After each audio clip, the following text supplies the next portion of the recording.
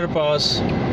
इस कैंपस पुल ਦੇ ਵੀ ਪਤਾ ਨਹੀਂ ਕਿਤਨੇ ਹੀ ਨਾਮ ਬਦਲੇ ਗਏ ਔਰ ਹੁਣ ਜਿਸ ਲਈ ਅਸੀਂ ਇੱਥੇ ਖੜੇ ਹਾਂ ਉਹਦੀ ਇੱਕ ਖਾਸ ਵਜ੍ਹਾ ਹੈ ਕਿ ਇਹ ਅੰਡਰਪਾਸ ਪਾਕਿਸਤਾਨ ਦੇ ਮਸ਼ਹੂਰ ਸਾਫੀ ਵਾਰਿਸ ਮੀਰ ਸਾਹਿਬ ਦੇ ਨਾਮ ਕੀਤਾ ਗਿਆ ਸੀ।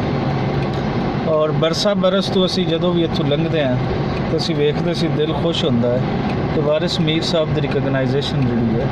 ਉਹ ਸਾਡੀ ਸਟੇਟ ਨੇ ਕੀਤੀ ਹੈ ਔਰ ਉਹਦੇ ਨਾਲ ਇੱਕ ਜਿਹੜੀ ਸਾਫਤ ਹੈ ਉਹਦਾ ਇੱਕ ਰੋਸ਼ਨ ਬਾਬ ਉਹ ਵੀ ਸਾਨੂੰ ਸਾਹਮਣੇ ਨਜ਼ਰ ਆਉਂਦਾ ਹੈ ਕਿ ਸਾਫੀਆਂ ਨੂੰ ਵੀ ਇਹ ਸਟੇਟ ਜਿਹੜੀ ਹੈ ਉਹ ਮੰਨਦੀ ਹੈ। ਲੇਕਿਨ ਇਹਦੇ ਵਿੱਚ ਬਾਅਦ ਵਿੱਚ ਕੀ ਕੀਤਾ ਗਿਆ, ਕਸ਼ਮੀਰ ਦਾ ਇਸ਼ੂ ਪਾਕਿਸਤਾਨ ਦੇ ਨਾਲ ਕਾਫੀ ਅਰਸਾ ਤੋਂ ਜੁੜਾ ਹੋਇਆ ਔਰ ਉਹਦੇ ਅੰਦਰ ਇਹ ਯਕੀਨਨ ਨਵਾਂ ਇਸ਼ੂ ਨਹੀਂ ਹੈ ਇੰਡੀਆ ਵਾਸਤੇ ਔਰ ਪਾਕਿਸਤਾਨ ਵਾਸਤੇ। ਲੇਕਿਨ ਉਹਦੇ ਵਿੱਚ ਇਸ ਦਾ ਨਾਮ ਜਿਵੇਂ ਅਚਾਨਕ ਚੇਂਜ ਕਰਕੇ ਬੁਜ਼ਦਾਰ ਸਾਹਿਬ ਨੇ ਕਸ਼ਮੀਰ ਅੰਡਰਪਾਸ ਇਸ ਦਾ ਨਾਮ ਕੀਤਾ ਹੈ,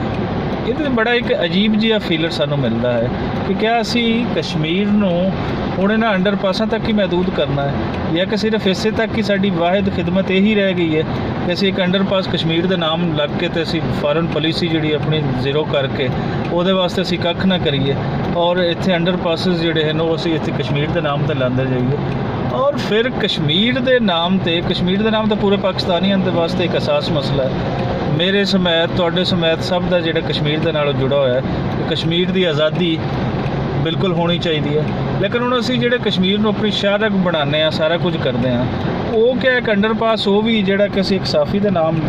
ਇੱਕ ਉਹਦੇ ਨਾਲ ਲੱਗਿਆ ਹੋਇਆ ਸੀ ਉਸ ਤੋਂ ਹਟਾ ਕੇ ਕਸ਼ਮੀਰ ਦੇ ਨਾਲ ਕਰਨ ਦੇ ਨਾਲ ਇਹਦੇ ਨਾਲ ਕੀ ਹੋ ਜਾਏਗਾ ਮੈਨੂੰ ਇਹ ਪਤਾ ਨਹੀਂ ਕਿ ਕਸ਼ਮੀਰ ਇੱਕ ਖਿੱਤਾ ਹੈ, ਕਸ਼ਮੀਰ ਦੇ ਜੋ ਮੌਜੂਦਾ ਹਾਲਾਤ ਹਨ ਉਹ ਕੁਝ ਹੋਰ ਤਕਾਜ਼ਾ ਕਰਦੇ ਹਨ। ਉਹ ਇਹ ਤਕਾਜ਼ਾ ਨਹੀਂ ਕਰਦੇ ਕਿ ਅੰਡਰਪਾਸ ਨਾਮ ਲਾ ਕੇ ਇੱਕ ਅੱਧੀ ਤਕਰੀਰ ਕਰਕੇ ਔਰ ਅੱਧਾ ਘੰਟਾ ਖੜੋ ਕੇ ਤੁਸੀਂ ਕਹੋ ਕਸ਼ਮੀਰ ਦੀ ਖਿਦਮਤ ਹੋਗੀ। ਕਸ਼ਮੀਰ ਦਾ ਮਸਲਾ ਬਹੁਤ ਗੰਭੀਰ ਹੈ ਔਰ ਕਸ਼ਮੀਰ ਦਾ ਮਸਲਾ ਯਕੀਨਨ ਇਸ ਤਰ੍ਹਾਂ ਦੇ ਛੋਟੇ ਛੋਟੇ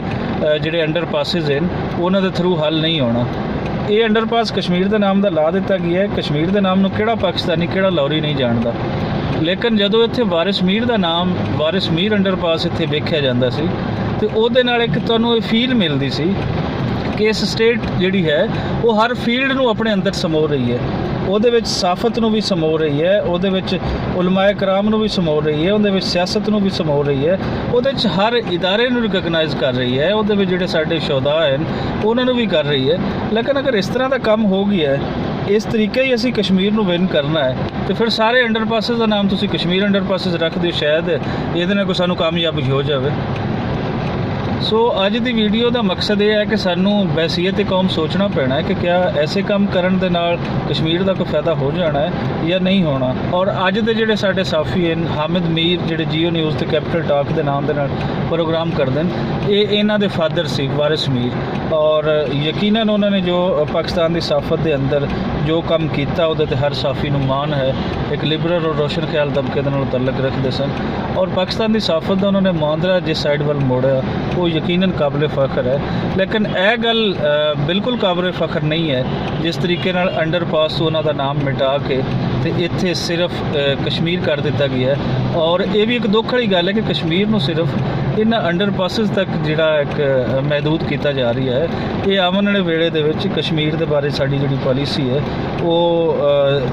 ਕੋਈ ਸਾਨੂੰ ਜਿਹੜੀ ਸੋਚਣ ਤੇ ਕੋਈ ਹੋਰ ਮਜਬੂਰ ਕਰ ਰਹੀ ਹੈ ਔਰ ਇਸ ਤਰ੍ਹਾਂ ਰਿਆਸਤਾਂ ਦੇ ਅੰਦਰ ਨਹੀਂ ਹੋਣਾ ਚਾਹੀਦਾ। ਜਿਹੜੀ ਰਿਕਗਨਾਈਜੇਸ਼ਨ ਪਹਿਲੀਆਂ ਹਕੂਮਤਾਂ ਨੇ ਦਿੱਤੀ ਹੋਈ ਹੈ ਉਹ ਦੂਸਰੀਆਂ ਹਕੂਮਤਾਂ ਨੂੰ ਵੀ ਦੇਣੀ ਚਾਹੀਦੀ ਹੈ। ਇਹਦੇ ਤੇ ਅਸੀਂ ਚਾਹਾਂਗੇ ਕਿ ਆਪਣੀ ਰਾਏ ਦਿਓ। ਸਾਡੀ ਰਾਏ ਕੋਈ ਜ਼ਰੂਰੀ ਨਹੀਂ ਕਿ ਕੋਈ ਅਥੈਂਟਿਕ ਹੋਵੇ, ਤੁਸੀਂ ਇਹਦੇ ਤੇ ਆਪਣੀ ਰਾਏ ਦਿਓ ਕਿ ਕਿਆ ਇਸ ਸਟੇਟ ਨੂੰ ਐਸਾ ਕਰਨਾ ਚਾਹੀਦਾ ਜਾਂ ਕਿ ਐਸੇ ਕੰਮ ਨਹੀਂ ਕਰਨੇ ਚਾਹੀਦੇ। ਬਹੁਤ ਸ਼ੁਕਰੀਆ ਸਾਰੇ ਦੋਸਤਾਂ ਦਾ।